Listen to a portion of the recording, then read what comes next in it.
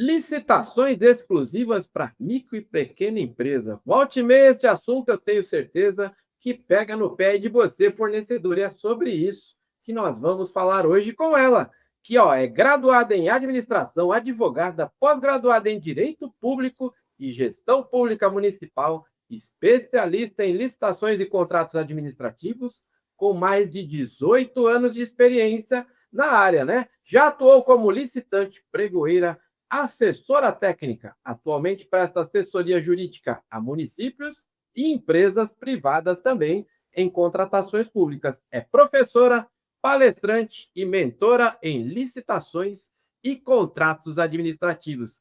Seja muito bem-vinda pela primeira vez aqui no Boletim Diário, a professora Flávia Mendes.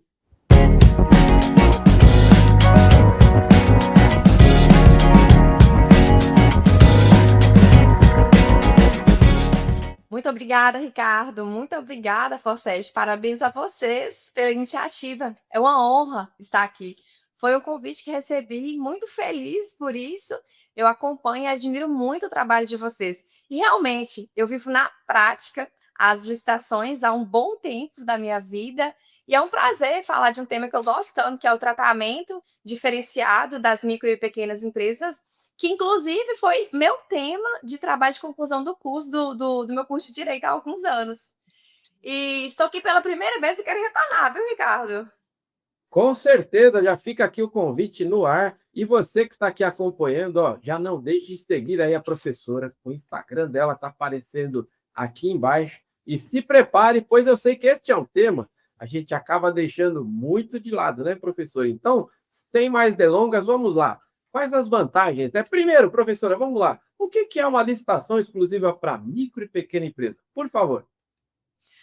Muito obrigada mais uma vez, Ricardo e Forsetti. Esse tema ainda é um tema que gera muitas dúvidas na prática. Eu costumo dizer que o diferencial em licitações é conhecimento. Uma licitação exclusiva, ela é benéfica para as micro e pequenas empresas, mas odiada pelos demais postos. Então, eu vou tentar colocar aqui, trazer aqui, de forma que eu consiga explicar para os dois lados, tanto para as ME e PP, quanto para as empresas dos demais portes. Pois bem, fazendo a leve abrangência para a gente chegar depois nas licitações exclusivas, a Lei Complementar 123 de 2006, que estabelece normas gerais que consagram o tratamento privilegiado para as ME e EPP como instrumento de política pública, inclusive no tocante de licitações e contratos, lá nos artigos 42 a 49. O 42 e 43 enunciam privilégio em relação à comprovação de regularidade fiscal. Já o 44 e 45 estatuem o quê? O direito de preferência. Lá aquele que pregão 5%, o desempate fictício, que a gente chama, né? E em relação ao artigo 46, ele é um famoso colocou, mas não levou. Por quê? Porque carece de regulamentação, que é o fato de emitir cédula de crédito microempresarial. Já os artigos 47, 48 e 49 dispõem sobre o tratamento privilegiado e simplificado para as microempresas e empresas de pequeno porte. O artigo 47, ele tornou esse tratamento diferenciado e simplificado das ME, EP obrigatório e auto-aplicável, porque antes carecia de quê? De regulamentação. Se não tiver regulamentação, pode usar a regulamentação federal, mas carecia de regulamentação. Então, muitas entidades deixavam de aplicar, deixavam de dar esse tratamento porque não tinha regulamentação. Então, veio a inovação que colocou auto-aplicável. Eu já recebo muitas dúvidas falando: o tratamento não está disposto no edital. Não tem problema, está na lei. Então, não tem problema nenhum se o edital não falar uma vírgula em relação ao tratamento, porque está na lei e é auto-aplicável, independe de previsão no edital. Pois bem, para cumprir o disposto do artigo 47, vem o artigo 48 e coloca que para cumprimento desse artigo 47, vamos lá, deverá, obrigatório, estabelecer licitações exclusivas para ME e EPP nos itens de até 80 mil. Veja bem, nos itens. Os itens, quando a licitação é por item, significa que cada item é como se fosse uma licitação. Então, se é por lote, é 80 mil por lote. Se é por item, 80 mil no item. E se a licitação é global, o julgamento global é 80 mil. Então, tem muito doutrinador que fala que esse dispositivo é inconstitucional. Por quê? Porque, como nós sabemos, a igualdade é diferente da isonomia. A igualdade tratar todo mundo igual, a isonomia tratar os iguais iguais, os desiguais desiguais na medida de suas desigualdades. Só que aí vem quem defende que é inconstitucional e fala, não pode excluir os demais. Não pode. O tratamento, você privilegiar, não significa excluir. Então, isso aí é a corrente de quem entende dessa forma. Já o inciso 2, ele coloca em relação à subcontratação. E é ato discricionário. A gente não vê muito por quê. É discricionário. É o poderá estabelecer subcontratação de ME, EPP. O inciso 3 vem lá e fala que é obrigatório de novo. Deverá, obrigatório, itens de natureza divisível, estabelecer cota de até 25%. Essa cota, ela é reservada, ela é exclusiva de participação de ME, EPP. Então, vamos lá. Se o item, vamos colocar que a licitação é por item, se o item deu até 80 mil, valor estimado até 80 mil, esse item vai ser exclusivo para disputa de ME EPP. Se deu acima de 80 mil e tem natureza, o objeto, os bens de natureza divisível, eu vou estabelecer cota de até 25%. Já vi muitas entidades colocando essa cota de 100%, para não ter o trabalho de julgar duas cotas. Não, é até 25%. Aí vem a doutrina e fala assim: olha, a gente tem que analisar de forma conjunta os dois dispositivos, a licitação exclusiva de até 80 mil e as cotas de até 25%. Como assim? Significa que se essa cota, ela, 25%, deu 80 mil, eu só posso colocar até 80 mil. Então, vamos supor que o valor estimado desse item deu 5%, corresponde a 80 mil. Então, não vou colocar os 25%, eu vou colocar 5%, que corresponde a 80 mil. Isso é a doutrina que entende. O Tribunal de Contas da União pensa diferente. Ele não fala que está errado, mas ele não fala que tem que olhar conjuntamente. Então, aqui eu já estou dando uma dica tanto para as micro e pequenas empresas, quanto para os demais portes. Na sua fundamentação, seja de impugnação, seja de recurso, a sua assessoria, o seu advogado, ele tem as duas correntes. Então, o Tribunal de Contas da União fala, não significa que tem que olhar conjunto, não. É ato discricionário do administrador público ele colocar até 80 mil essa cota que corresponde. Mas a doutrina vem e fala que tem que ser até 80 mil. Depois disso, virou febre agora os decretos de licitações exclusivas para empresas, micro e pequenas empresas, empresas de pequeno porte, sediadas local ou regionalmente. Então, aqui virou febre, mas aí vamos lá, vamos analisar isso.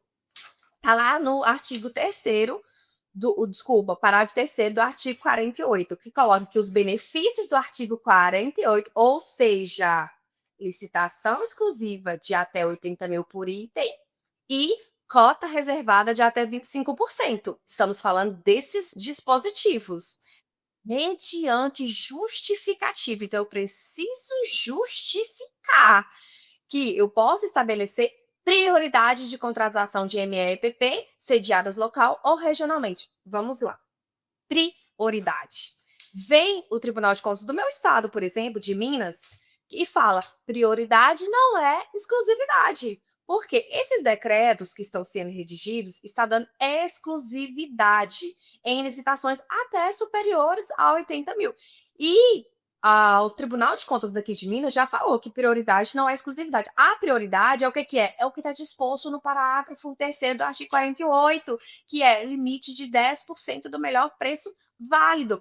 Se confunde lá com direito de preferência do artigo 44 e 45, não se confunde. Parece, mas não se confunde. Porque lá, o que é? Lá, eu estou falando do empate fictício. Lá é o empate onde tem microempresa, empresa de pequeno porte e demais portes. Aqui nós estamos falando microempresa e empresas de pequeno porte sediadas local e regionalmente, e as que não são sediadas local e regionalmente. Além do mais, lá no empate fictício, o que que tem? Nós temos o fato que ele tem que cobrir a proposta, nem se for em um centavo, que é o que ocorre, mas tem que cobrir a proposta. Aqui não, aqui só fala 10% do melhor preço válido. Não fala que tem que cobrir proposta. Tem até o decreto federal que fala que tem que cobrir, mas a lei não versa a respeito disso, que tem que cobrir. Então, assim, aqui está tendo febre em relação a esses decretos. E aí, o que se entende por local e regional?